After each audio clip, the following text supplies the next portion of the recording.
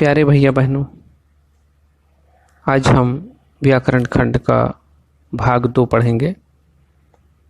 भाग 2 में हम क्रिया और क्रिया विशेषण के बारे में जानेंगे। पहले देखते हैं क्रिया क्या है।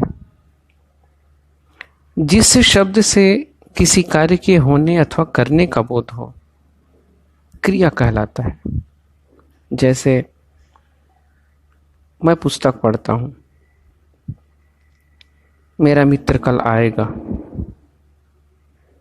तो इन दोनों उदाहरणों से स्पष्ट है कि जिसमें कार्य हो रहा है या जिसमें कार्य कर रहे हैं, इसका पता चलता है। जैसे पढ़ना एक क्रिया है, आएगा क्रिया है।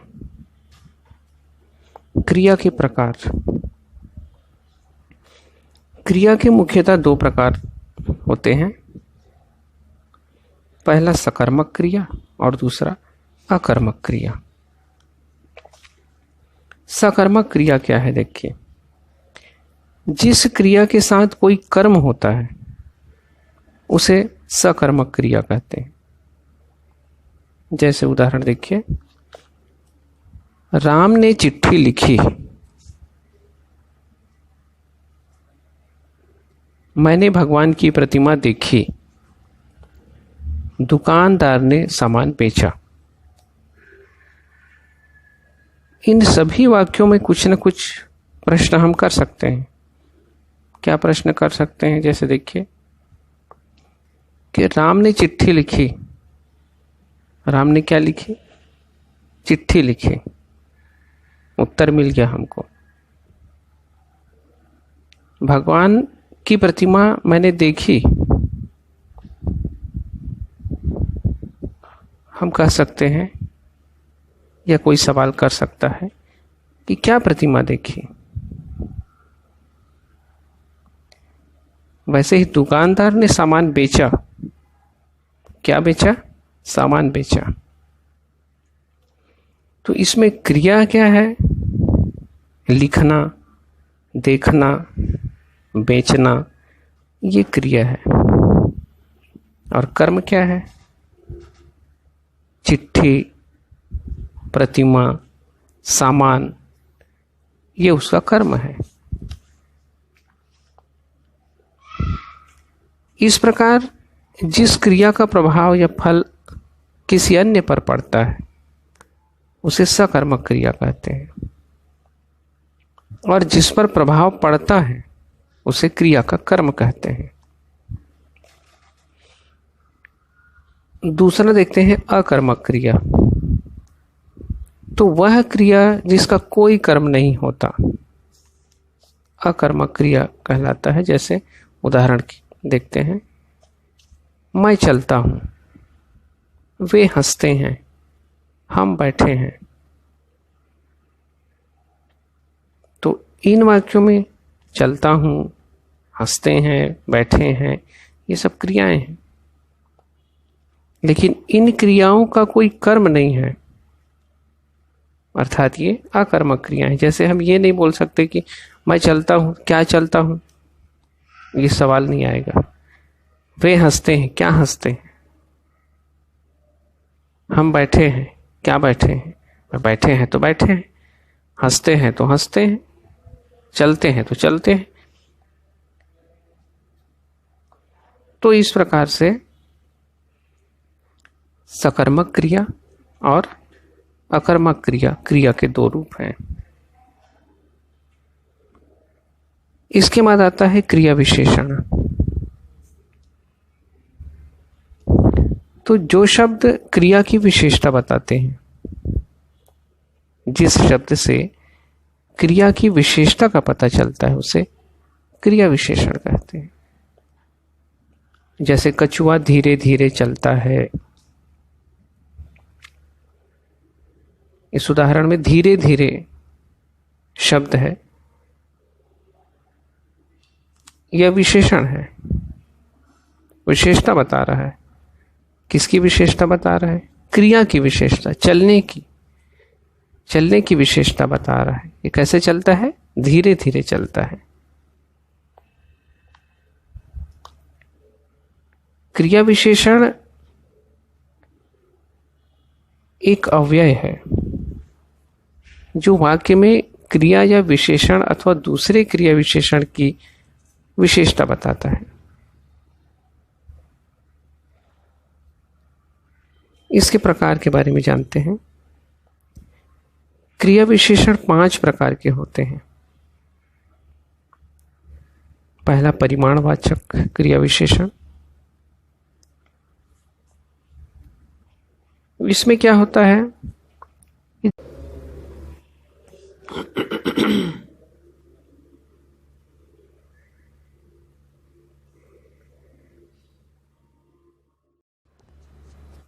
क्रिया के काल, क्रिया के जिस रूप से उसके होने के समय का बोध हो उसे काल कहते हैं। जैसे उदाहरण देखिए, मैं पढ़ता हूं, मैं पढ़ता था, मैं पढ़ूंगा। मैं पढ़ता हूं मतलब मैं हमेशा पढ़ता हूं, अभी वर्तमान चल रहा है। मैं पढ़ता था, इससे क्या पता चल रहा है? पढ़ता था, अब नहीं पढ़ रहा हूं। और मैं पढ़ूंगा मतलब आगे चलकर पढ़ूंगा। इस प्रकार से क्रिया के 3 काल होते हैं, वर्तमान काल, भूतकाल और भविष्यत काल। वर्तमान काल देखते हैं, जब कोई काम आरंभ हो गया हो किंतु पूर्ण न हुआ हो, वह क्रिया का वर्तमान काल कहलाता है। अर्थात वर्तमान समय में हो रहा हो। जैसे राम रोटी खाता है, राम रोटी खा रहा है। विद्यार्थी पढ़ते हैं, विद्यार्थी पढ़ रहे हैं। इससे स्पष्ट होता है कि कार्य हो रहा है, अर्थात ये वर्तमान काल है। दूसरा भूतकाल, जिस क्रिया से कार्य की समाप्ति का बोध हो उसे भूतकाल कहते हैं। जैसे उसने पत्र पढ़ा, मोहन ने रोटी खाई, कल पानी बरसा था। इस प्रकार से भविष्यत काल में देखिए, जिस क्रिया से बोध हो कि कार्य भविष्य में होगा उसे भविष्यत काल की क्रिया कहते हैं।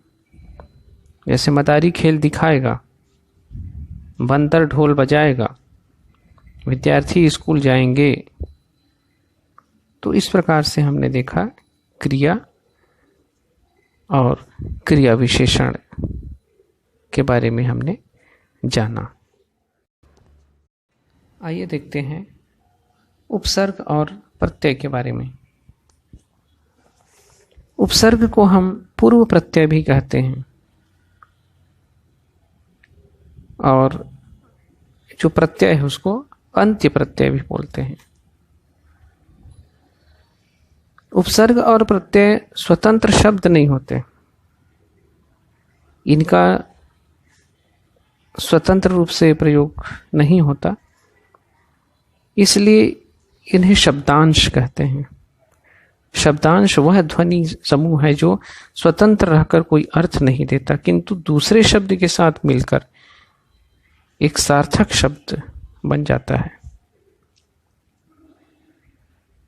जैसे उपसर्ग को देखते हैं, जो शब्दांश शब्दों के पहले जुड़कर उनके अर्थ में परिवर्तन कर देता है उपसर्ग कहलाता है।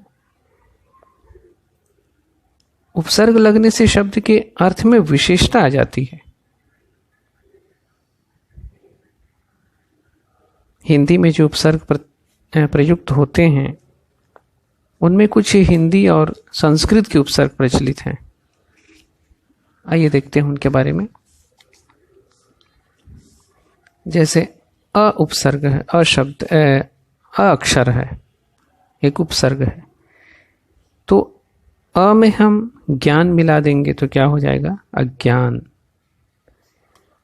न्याय के सामने अ जोड़ देंगे तो क्या हो जाएगा? अन्याय। इसी प्रकार प्रसन्न के आगे अ जोड़ने से क्या होगा? अप्रसन्न। अप एक उपसर्ग है। अप अगर हम सामने जोड़ देते हैं, जैसे मान है तो अपमान हो जाएगा। यश के सामने जोड़ने से अपयश। शब्द जोड़ देंगे तो अपशब्द। इसी प्रकार से अव से भी बनता है, अव उपसर्ग है। अवगुण, अवतरण। अन भी होता है, अ और न। जैसे जान है तो अनजान, अनपढ़, अनमेल। इसी प्रकार से उप है, एक उपसर्ग है। उप वन के सामने जोड़ दो तो उपवन बन जाएगा। ग्रह के सामने लगा दो, उपग्रह हो जाएगा। नाम के सामने लगा दें तो उपनाम हो जाएगा। इसी प्रकार से और कुछ उदाहरण देखते हैं। सुमति, सुयोग्य, सुकर्म। प्र से प्रबल, प्रगति, प्रदेश। भर से क्या हो जाएगा? भरपेट, भरपूर, भरमार। कुपसर्ग से क्या होगा? क्या शब्द बनेगा? कुपुत्र, कुकर्म, कुमार्ग। इसी प्रकार से वी से क्या बनेगा? विज्ञान, विपक्ष, विदेश इत्यादि। तो हमने सीखा कि जो शब्दांश शब्द के पूर्व में लगता है और उसके अर्थ को बदल देता है, उपसर्ग कहलाता है या पूर्व प्रत्यय बोलते हैं। इसी प्रकार से अब प्रत्यय देखेंगे। प्रत्यय वे शब्दांश है जो शब्द के अंत में जोड़े जाते हैं और उससे फिर नया शब्द बनता है। जैसे देखिए, आई एक प्रत्यय है। अब आई, चतुर के अंत में अगर आई जुड़ गया तो क्या हो जाएगा? चतुराई। मोटा के आगे लग गया तो क्या हो जाएगा? सॉरी, पीछे लग गया तो क्या हो जाएगा? मोटाई, लंबाई। इसी प्रकार से आहट है, कड़वाहट, चिकनाहट। ईक प्रत्यय लगा दें तो क्या हो जाएगा? धर्म में धार्मिक, वर्ष है तो वार्षिक, मर्म है तो मार्मिक। मान प्रत्यय से क्या बनेगा? बुद्धिमान, शक्तिमान। वान है तो धनवान, पहलवान, मूल्यवान। पन है तो लड़कपन, बचपन। हीन प्रत्यय महत्वहीन, शक्तिहीन, धनहीन। वाला प्रत्यय भी होता है, जैसे दूध वाला, मिठाई वाला, सब्जी वाला। शील है तो प्रगतिशील, लज्जाशील। और दायक है तो सुखदायक, कष्टदायक इत्यादि। तो इस प्रकार से हमने देखा उपसर्ग और प्रत्यय के बारे में।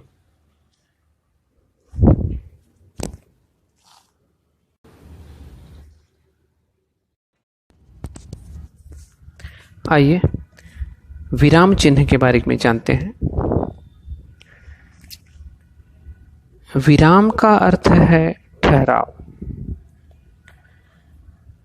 कभी हम तेज चलते हैं, कभी धीरे चलते हैं, कभी थोड़ा ठहर कर फिर चलते हैं और कभी पूर्ण विराम लेते हैं।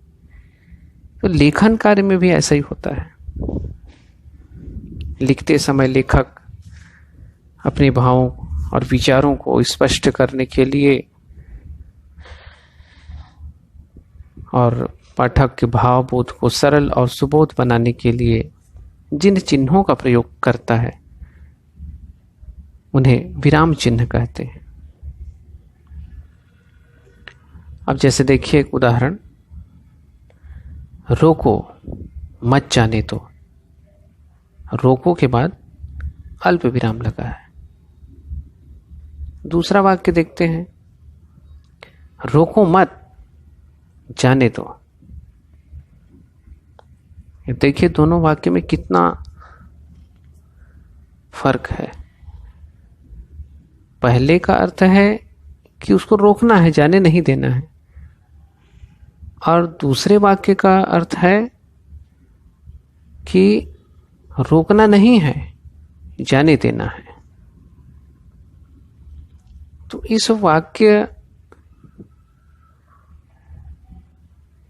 ये दोनों वाक्य एक से हैं, परंतु दोनों वाक्य का जो अर्थ है वो अलग अलग है। और ये अर्थ अलग कैसे हुआ? विराम चिन्ह के द्वारा हुआ। रोको के बाद अल्प विराम लगा देने से उसका अर्थ बदल गया, रोको मत के बाद विराम चिन्ह लगा देने से वाक्य का अर्थ बदल गया। विराम चिन्ह वाक्य के एक भाग को दूसरे भाग से और एक वाक्य को दूसरे वाक्य से अलग करते हैं। इससे हमें ज्ञात होता है कि किस वाक्य को पढ़ते समय कहाँ और कितना रुकना है।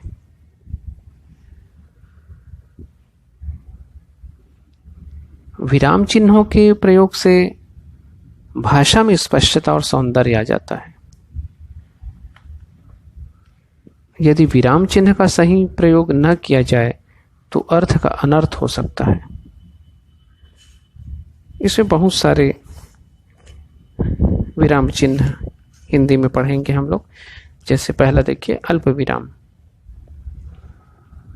हिंदी में अल्प विराम का प्रयोग बहुत अधिक होता है।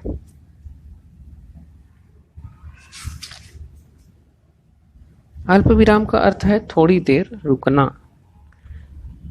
दो उपवाक्यों को अलग करने में, पदों को अलग करने में इसका प्रयोग करते हैं,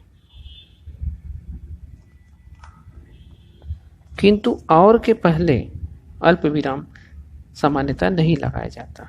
जैसे राम, मोहन, सोहन, सुरेश, सब में लगेगा अल्प विराम, लेकिन सुरेश में नहीं लगेगा। सुरेश और श्याम चले गए तो और के पहले अल्प विराम नहीं लगता। अर्ध विराम। जब एक ही वाक्य में दो या दो से अधिक वाक्य होते हैं तब दो स्वतंत्र वाक्यों में भिन्नता बताने के लिए अर्ध विराम लगाया जाता है। जैसे मैं खाना खाता किंतु अभी भूख नहीं है। पूर्ण विराम। जब कोई वाक्य समाप्त हो जाता है वहां पूर्ण विराम लगाया जाता है। भाव का अर्थ पूरा हो जाने पर इस चिन्ह का उपयोग करते हैं। जैसे वे टहलने गए, आपका पत्र पढ़कर खुश हुआ। ये दोनों स्वतंत्र वाक्य हैं तो इसमें पूर्ण विराम लगेगा। प्रश्न सूचक चिन्ह। जब कोई प्रश्न पूछे तो वाक्य के अंत में इस चिन्ह का प्रयोग हम करते हैं। जैसे तुम कहाँ रहते हो, तुम कब आओगे, तुम कहाँ जा रहे हो। इस प्रकार के वाक्य में इसका प्रयोग करते हैं। अगला है विस्मय बोधक चिन्ह। ये पूर्ण विराम के नीचे में एक बिंदु के द्वारा इसको हम प्रदर्शित करते हैं। विस्मय, घृणा, शोक, तिरस्कार, व्यंग्य आदि मन के भावों को प्रकट करने के लिए इस चिन्ह का प्रयोग हम करते हैं। जैसे शाबाश, तुमने बहुत अच्छा खेला। शाबाश के बाद लगेगा हाय, यह क्या हुआ, अरे यहाँ क्या कर रहे हो। तो इस प्रकार से इसका प्रयोग होता है। संयोजक चिन्ह, जिसको हम डेस बोलते हैं, छोटा सा। दो या दो से अधिक शब्दों में संबंध प्रकट करने के लिए संयोजक चिन्ह का प्रयोग करते हैं। जैसे भजन पूजन, तन मन, बुराई भलाई, ऊंच नीच, मिलना जुलना, पढ़ना लिखना, खाना पीना इत्यादि। फिर आता है उद्धरण चिन्ह, जिसको हम इन्वर्टेड कामा बोलते हैं। ये दो प्रकार के होते हैं। एक तो इकहरा होता है, सिंगल सिंगल इन्वर्टेड कामा, और दूसरा होता है डबल इन्वर्टेड कामा। तो जहाँ किसी व्यक्ति या पुस्तक के कथन को ज्यों का त्यों लिखा जाए लिखते हैं, वहाँ दोहरे चिन्ह का प्रयोग करते हैं। जैसे लोकमान्य तिलक ने कहा था, स्वतंत्रता हमारा जन्म सिद्ध अधिकार है। और दूसरा इकहरा का प्रयोग पुस्तक, समाचार पत्र, लेखक का उपनाम, कविता अथवा लेख का शीर्षक उद्धृत करने के लिए इकहरे चिन्ह का प्रयोग करते हैं। जैसे कामायनी, निराला, महाभारत, देशबंधु, झलमला इत्यादि। निर्देशक चिन्ह किसी बात को समझाने या निर्देश देने के बाद या वक्ता के नाम के बाद निर्देशक चिन्ह लगाया जाता है। जैसे शिक्षक ने छात्र से पूछा, यहां पर लगेगा ये चिन्ह। खाली स्थान, खाली स्थान का उपयोग तो हम जानते हैं रिक्त स्थान भरने के लिए। अगला आता है हंस पद चिन्ह अथवा त्रुटिपूरक चिन्ह जिसको बोलते हैं। लिखते समय जब कुछ अंश या कुछ शब्द छूट जाता है तो उचित स्थान पर चिन्ह लगाकर छूटे हुए शब्द को ऊपर में लिख देते हैं। जैसे मैं कल सुबह भोपाल जाऊंगा, लिखते समय हम लिख दिए मैं कल सुबह जाऊंगा, भोपाल लिखना छूट गया। तब भोपाल को ऊपर में लिख देंगे और नीचे हम उसका चिन्ह बना देंगे हंस पद का। कोष्ठक वाक्य में किसी शब्द का अर्थ स्पष्ट करने के लिए कोष्ठक का प्रयोग करते हैं। और अंत में आता है समाप्ति सूचक चिन्ह। दो बड़ा बड़ा डेस होता है और बीच में शून्य लगा देते हैं। यह चिन्ह किसी लेख, अध्याय या पुस्तक की समाप्ति पर लगाया जाता है। तो इस प्रकार से हमने विराम चिन्ह के बारे में जाना।